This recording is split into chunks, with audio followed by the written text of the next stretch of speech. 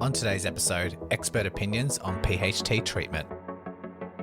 Welcome to the podcast helping you overcome your proximal hamstring tendinopathy. This podcast is designed to help you understand this condition, learn the most effective evidence-based treatments, and of course, bust the widespread misconceptions. My name is Brodie Sharpe. I'm an online physiotherapist, recreational athlete, creator of the Run Smarter series, and a chronic proximal hamstring tendinopathy battler. Whether you are an athlete or not, this podcast will educate and empower you in taking the right steps to overcome this horrible condition. So let's give you the right knowledge along with practical takeaways in today's lesson.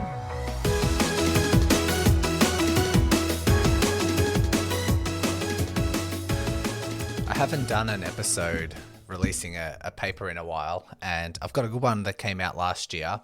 It is in the Journal of Physical Therapy in Sport. The title of the paper is Proximal Hamstring Tendinopathy, Expert Physiotherapist Perspectives on Diagnosis, Management and Prevention. The leading author is Anthony Nasser. There's a fair few others. There's 5 other authors, to which the ones I recognize, Tanya Pizzari, Bill Vicenzio, and Ebony Rio, all Australians, which is nice. I'm pretty sure this would be an Australian paper, and really well-versed in tendinopathy management, not just specific to PHT, but just, world leaders in the development, understanding, management, prevention of tendinopathies. And so, I thought I would do an episode on this because this episode particularly dives into a whole bunch of subjects. It essentially interviewed a whole bunch of experts on PHT management, and then based on those interviews, categorized things in terms of symptoms, in terms of location, diagnosis, treatment, prevention, those sorts of things. And we'll dive into all of those particular subtopics, I guess you could say. So I've got the paper in front of me, and the objective that they said was to explore and summarize expert physiotherapist perceptions on their assessment, management, and prevention of PHT. The methods, so they conducted a semi-structured interview with expert physiotherapists, and then they analyzed systematically and organized them into categories and subcategories according to the study aims.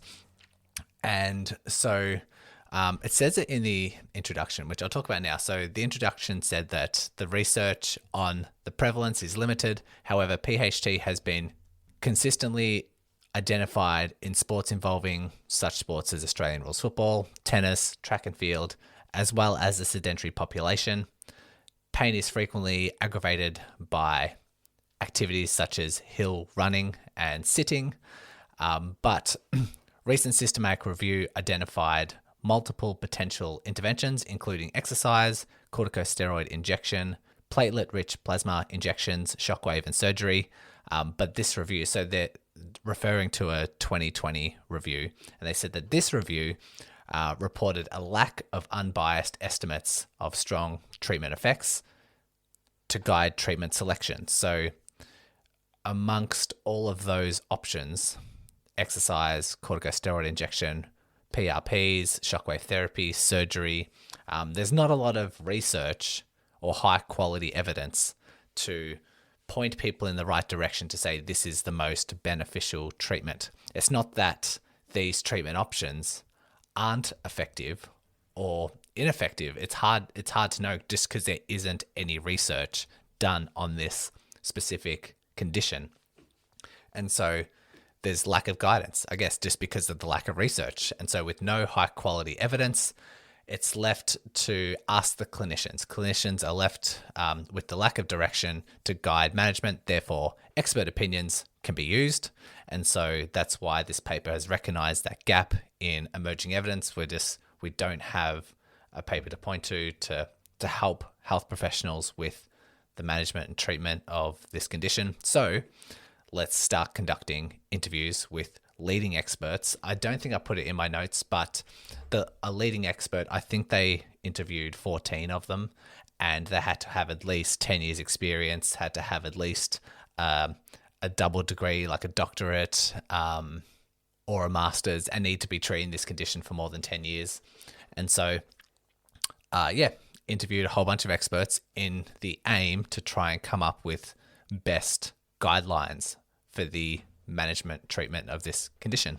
So I have all these subcategories. I have the onset of pain, the location of pain, aggravating kind of tests that therapists might do, and you could probably do at home. I've got contributing factors, getting scans, differential diagnosis, and then we'll dive into, say, treatment, passive treatments, prevention, and some conclusions at the end. But let's start with the onset of pain. And so this is just, like I said, interviewing experts and getting their particular take on what they have seen in their past. So all experts reported that the onset of PHT was insidious, meaning that there was no particular one event and associated with an increase in mechanical load through the proximal hamstring tendon. So there's been something in the history of a person developing PHT, which is pointed in the right direction for making sense. It's, they say, an increase in mechanical load to that tendon. So that might be increasing running speed, increasing exercise intensity, doing more stretching, doing more sitting, something that increases the load beyond its capacity. The location of the pain, all experts that were interviewed reported that patients described pain at the proximal hamstring insertion, at the ischial tuberosity, so high up on the sitting bone, and most experts agreed that the pain did not shift or spread. A shift or spread in pain was often expressed to indicate a differential diagnosis or a comorbidity.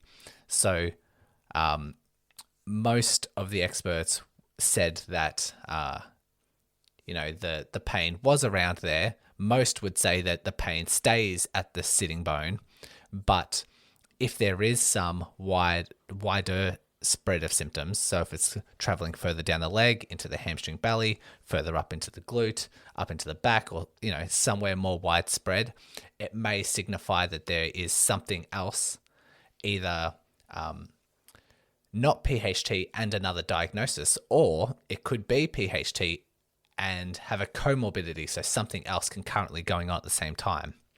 Interviewing these people, 4 experts reported that the symptoms primarily occurred at the hamstring insertion, although pain did at times spread down the hamstring but not past the knee. So I've had most experts say that it stays localized. I've had some other experts say that sometimes, yes, primarily it is in the sitting bone, but sometimes pain can travel down into the hamstring, but it doesn't pass the knee. If it passed the knee, then it's something else. They then were asked about things like provocation tests or diagnostic tests, and they said that the provocation activities include activities such as lunging, running up hills, hamstring stretching, or activities that placed compressive loads through the proximal hamstring tendon unit, such as sitting. So all of these things would be aggravating factors for someone with PHT, or a person who came in with PHT might have one of these factors. So things that load up the hamstring. Tests were considered positive if localized pain at the ischial tuberosity, so at the sitting bone, was reported and increased with tasks that placed greater loads on the hamstring tendon. So this is what a lot of therapists would do. If they suspect a particular tendon is involved, they would do a test that, mildly requires that tendon and see what symptoms are like. And then they'll do another test which requires or demands more of that tendon and see what symptoms are like. And then if warranted or if justified, they'll try something that's quite higher again in load or demand, and then see if, as you ask more of the tendon, does symptoms increase more and more? And if it does, then it might increase your suspicions that it is that tendon, helps you confirm your diagnosis. So this is kind of what the experts were saying when they were interviewed. And so the paper said that experts commonly used a single leg RDL, a single leg Romanian deadlift. They did arabesque, which is very similar to a single leg deadlift just more with a straight leg. They did a single leg bridge test at 90 degrees hip flexion. So they had pretty much like a single leg bridge just with the knee bent. They did I should probably say with the hip flexed at 90 degrees. So their foot's probably up on something. They probably push down onto a chair, like when their back is laying against the floor with their hip and knee bent at 90 degrees up onto a chair, and then they're pushing their heel down into the chair and coming up into a single leg bridge. They also did isometric knee flexion at 90 degrees of hip flexion. So if someone's, say, sitting and their legs are dangling off the edge, so let's just say they're sitting on a treatment table with their legs dangling off, and then they're asked to, dig their heel under the table with someone applying resistance. And they also did like a bent knee stretch, which is just like stretching the tendon to see if that produced anything. So these were the tests that demand more of the tendon and just seeing if it produces symptoms. And if it does produce symptoms, it might suspect that it is PHT. There was a lack of consistency, I guess, with palpation. So palpation is just touching, feeling around the area, because some experts believed that it was important to be able to produce the patient's symptoms on palpation. So poking around and feeling through the tendon as it attaches onto the sitting bone. Some believed that was helpful in the diagnosis of PHT, whereas other experts thought that, palpation was neither of any use or had limited diagnostic value. So that was kind of hit or miss depending on the expert that they asked. I suppose it depends on the pathology. I don't know, this is just me going off on a whim, but when you look at a hamstring tendon and you see that it's quite thick, it's like the size of like an Achilles. An Achilles is quite thick, but when you have a tendinopathy, it's not the entire tendon that's sore. It's not the entire tendon that has the pathology. It's only a very small part of that tendon. And it depends where in that tendon it will produce pain on like demanding tests. But then when you touch it, I guess it depends where that tendon has its pathology would mean whether it's sore or not when you touch it.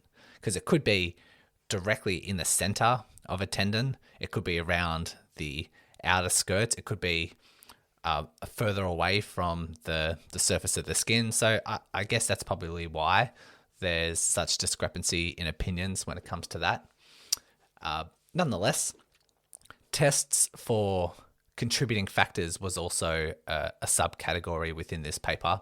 So not only are you honing in on the hamstring and saying, yes, we believe this is a pathology of the hamstring tendon, you're also looking elsewhere to see, okay, well, is there any other weakness, stiffness, just discrepancies that might be relevant in the management and treatment of this pathology? So they listed off some tests for contributing factors. They looked at hip extension strength, which is just testing out the strength of your glutes, your glute max. Looking at knee flexion strength, so just seeing overall just like strength of the hamstring. Calf endurance and capacity tests around the calf complex was measured. Range of movement of the hip, knee, ankle, and the big toe joint were also things that they would look at. But then they'd also look at performance analytics. They wanted to look at, specifically for runners or any other sports people that require running, just looking at how they move, looking at what sort of characteristics they have in their gait movement, just to see if there's any things that might be a contributing factor. So when looking at sporting athletes and runners, they commonly observed features that were, say, overstriding, or they're looking for characteristics that fit overstriding, a low cadence, sitting low, or like runners who kind of crouch when they run, and excessive anterior pelvic tilt, which is just people who have a really big arch in their lower back and their hips kind of are tilted forward. So if someone's moving in that particular posture, it could put a little bit more strain on the hamstring tendon. Therefore, maybe correcting it, maybe increasing the cadence, changing their posture those sorts of things could help. It would maybe help their return to sport. So they did mention that in there. Scans. So the paper mentioned that experts rarely used imaging to diagnose PHT. They rarely used it as a mode or something that was useful, preferring to use information gained in the patient interview and physical examination. Experts usually referred for imaging if they believed a different condition was masquerading as a tendinopathy, or when the condition was non-responsive to management. So this is very important. I think I've discussed similar opinions or similar information on the podcast before. Most therapists will use their tests, do their strength tests, do their loading tests, ask about the history of the symptoms, ask what aggravates it, what eases it, ask about the time this came on, what you were doing. Was there a change in training? Was there a change in sitting? Was there a change in anything else? And use all of that information gathered to come up with a pretty solid diagnosis of PHT. If all of this just lines up and all says PHT and doesn't say anything else, you don't need to get a scan.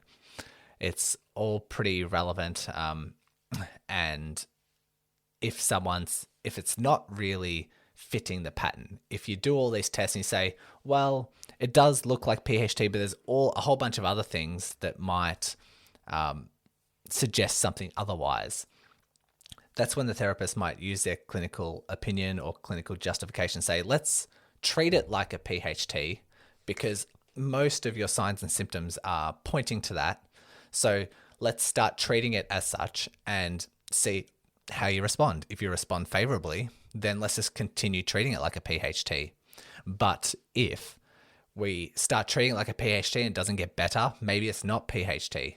And maybe we need to start looking at other investigations and consider something else, broaden our horizons a little bit. And then if it's masquerading as a tendinopathy, but it's actually something else, then maybe some scans might be effective. If something is showing signs that it's something more serious, maybe like a deep hip stress fracture or something, they might send you for scans straight away and not go through the trial and error of treating it like a PHT initially. But then again, if you treat it like a PHT initially and you're non-responsive to treatment, might be warranted for scans. And so it says that all the experts kind of had that same opinion. And I know it's probably depending on the amount of education that you got delivered during the diagnosis of PHT, you might have some uncertainties and you might feel the need to get a scan. Just keep in mind that it's probably not high on a therapist's priority list if you're fitting the signs of PHT and everything's pointing to that particular diagnosis. They did mention differential diagnosis. They did mention the cause or the irritation or the pain originating from the sciatic nerve or the nerve sheath as a potential for a different diagnosis. This pathology was reported to occur either concurrently with PHT or as a separate entity.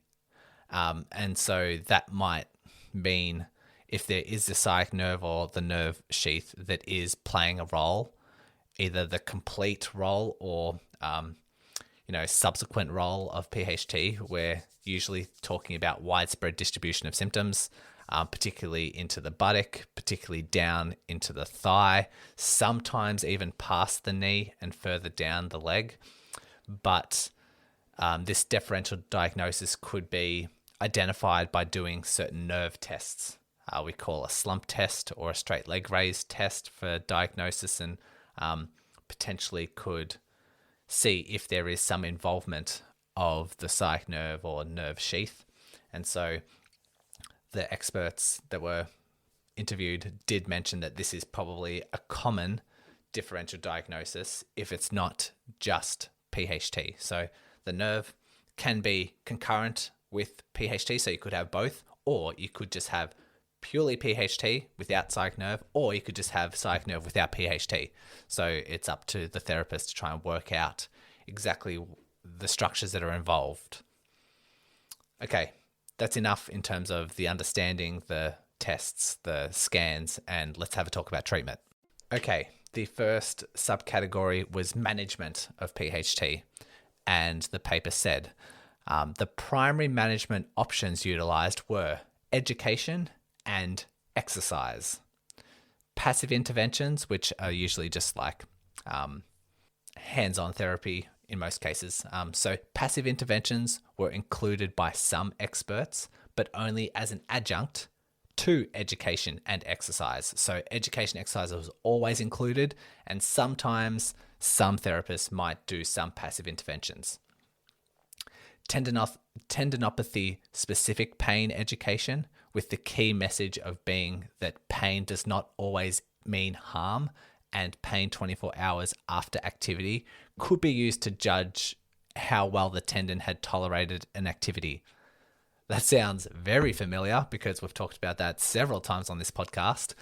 Essentially talking about education, honing in on sometimes pain and symptoms, and making sure that the patient understands that if the tendon is a bit sore, doesn't necessarily mean harm, doesn't necessarily mean that it's doing more damage or that you should avoid it. What it does mean is that it's something to observe and then just see how it responds within 24 hours. Say a lot of people with PHT have a fear of bending, picking something up off the floor, because when they stretch that tendon, it causes pain. But then once you stand up again, the pain goes away. Everything drops back down to baseline. There's no ongoing irritation.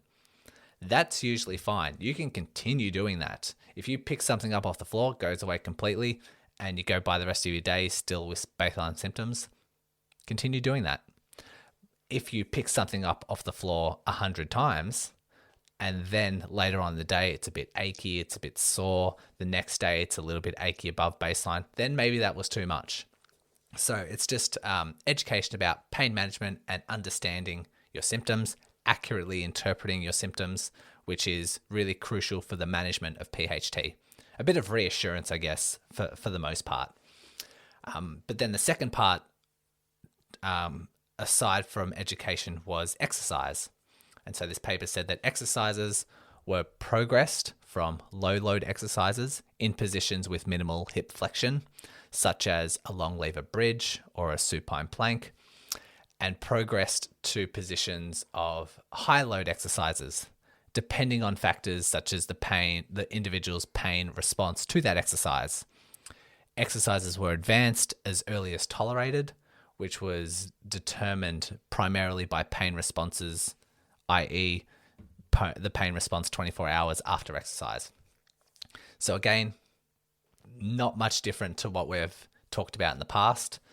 They have, as soon as able, progressed to heavier loaded exercises, and they've progressed based on symptoms. Because some clients that I see, they might not even need to start with the low-loaded exercises with the long lever bridges. They might jump straight into something that's a lot heavier, something like a Nordic hip hinge or a deadlift or a lunge or a step up. They might jump straight into those just because they can tolerate those things, and we work out if they can tolerate them by their pain response. The paper mentions that rehabilitation was progressed by either, well, they've got 4 options here, by increasing the load, increasing the speed of contraction, so how fast you're doing that exercise, hamstring exercises with increased ranges of hip flexion, and increasing complexity. So the complexity might be challenging their balance, challenging their coordination, something that's a little bit more, I guess, return to sport specific. But good to know they're either increasing the load, speed, or compression of the tendon. They mentioned that some examples of these exercises included step-ups, split squats, stairs, and a slow sled push. So slow sled push would be great. It's kind of like really tough uphill walking, which can be provocative for some people, which just means they're not ready for that particular level yet. But if your goal is to return to running, return to sport, return to, I guess, stronger gym exercises, then a slow sled push will eventually be in your rehab ladder. So, yep, that whole management side of things, nothing too new from the podcast, but good and reassuring that the experts are agreeing with what has already been said. There's nothing revolutionary changed about the opinions and the management of PHT. They had a subject on passive treatment. And so, like I said, that's like the hands-on manual therapy, shockwave, injections, those sorts of things. Anything essentially that isn't exercise-based, I think, might be a good way of ruling out what's what. But they said passive interventions such as manual therapy and injection therapy was not considered integral in any expert physiotherapist, by any expert physiotherapist. Most experts used massage therapy as an adjunct in the early stages, as they found it would assist in settling down the tendon when it was in a reactive state. So if someone comes in really irritable, really high levels of pain, this is what we call like an acute reaction. Some therapists have found justification for doing some massage just to settle down the pain, just to try and calm down the pain severity so that they're able to, I guess, get by life with a little bit more comfort. And like they said, it was always an adjunct. So that education and exercise was always an integral part, but, plus or minus manual therapy in the early days, just to help settle things down, make things more comfortable. They continue. Manual therapy was also used as an adjunct to target associated physical impairments. So they used manual therapy, soft tissue massage to address, let's just say, mobility work, because as we said above, they looked at hip range of movement, knee range of movement, ankle range of movement, and like movement of the big toe. And they looked at other stuff in terms of flexibility and mobility. But if any of those things came back as a important finding, let's say they were really rigid or really stiff through their hip, and that might have been contributing to the pathology, then they would do manual therapy to address that associated physical impairment. So again, that justification was there. One expert mentioned that sometimes utilizing shockwave therapy alongside a loading program. Other expert physiotherapists didn't use any passive management strategies. More invasive management, including injection therapies and surgery, was not recommended. No expert physiotherapist referred patients for platelet-rich plasma injections or corticosteroid injections. So they're essentially staying away from the injections. They're staying away from surgery, kind of that serious stuff. And I've talked about it a bit on the podcast before. It doesn't seem to be that effective. The shockwave, I think, is more of a pick your battle. Some people might respond really well to shockwave, others won't. And there are some criteria about what would make you a good responder to shockwave therapy. I've got Benoit Matthew in the earlier episodes to kind of highlight to you what that criteria is. But good that the experts are kind of on the same boat with that. Prevention. So we've talked about the management mainly hovering around education and exercise, which is great because this is what this podcast is about. Passive treatment, yes, can be used, but exercise and education need to be in the treatment. It can't just be passive treatment. And it seems like the passive treatment only is justified when it's in the early stages, pain's a little bit higher, and there's other associated physical impairments to justify, some release work and that sort of stuff can be used. When it comes to prevention, the paper says that a rationale for ongoing management is reiterated due to a high potential for recurrence. In particular, the importance of strength in the hamstring and kinetic chain was echoed across respondents, as well as addressing areas that were vulnerable to atrophy, such as deficits associated with past injuries. So essentially what that means is they're highlighting the importance of keeping up your strength, keeping up your the rehab that you have been doing, so that the strength is maintained as once you've overcome PHT, you've maintained the strength of the hamstring, you've maintained the strength of the entire leg, and so that just helps build up the capacity, help maintain the capacity at a high range so that it reduces the risk of the PHT flaring up in the future. Because a lot of people, they do their rehab, they feel better, they get pain-free, they return to sport, they continue to do their sport and drop off their exercises. Very, very common, just because the motivation isn't there, the perceived level of importance isn't there, and PHT comes back. So in terms of the prevention, they've just reiterated that the potential of recurrence and the importance of maintaining strength and the importance of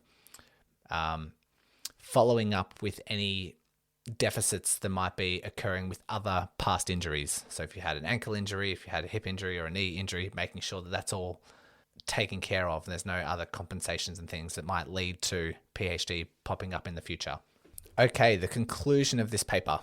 They say expert physiotherapists diagnose PHT using a combination of findings, including patient interviews and pain provocation tests, implying no single test is adequate. So they can't find one test that says, let's do this. You have PHT, you don't have PHT. They use a combination of a bunch of things. There was consensus that progressively loading the tendon to check the pain response was useful for the diagnosis, whereas views on the value of palpation differed. So they used loading tests to kind of determine if the tendon's involved, but palpation, so touching the tendon, varied from in opinion. Education to improve patient understanding of pain and tendon load to allow self-monitoring and progression combined with a progressive rehab program were the cornerstones of management and prevention and for the prevention of recurrence. So again, they used education, so the understanding of pain, the understanding of the importance of loading the tendon, allowing the person to interpret those symptoms, progress, and knowing how to progress with a progressive rehab program. All of those were just the key cornerstones to the management of PHT. And they said that passive management strategies were perceived to be of little benefit. And so that's the paper. That's what they've come up with. I think this is a very, very recent paper. And to know that these experts are on the same wavelength as, what has been taught on the podcast so far is reassuring. It knows that, this management's still on the right track. Yes, we could have more data. We could have more randomized controlled trials, blinded trials, just more attention being drawn to PHT in the research space. Unfortunately, it's not there yet. But I guess this helps solidify our current understanding. And hopefully you've at least taken a couple of tips away from today's episode and today's paper. I'll leave the link to the paper in the show notes along with everything else. If you need a 20-minute injury chat, that link is there in every episode. We can jump on a call and have a chat about your management and see if you're on the right track, if there's anything that needs to be included, or if you'd like something that's a lot more tailored, a lot more robust, we can have a talk about online physio options for you. So that's it for today. Thank you for listening. Good luck with your rehab over the next 2 weeks, and we'll catch you next time. Thanks once again for listening and taking control of your rehab. If you are a runner and love learning through the podcast format, then go ahead and check out the Run Smarter podcast, hosted by me. I'll include the link along with all the other links mentioned today in the show notes. So open up your device, click on the show description, and all the links will be there waiting for you. Congratulations on paving your way forward towards an empowering, pain-free future. And remember, knowledge is power.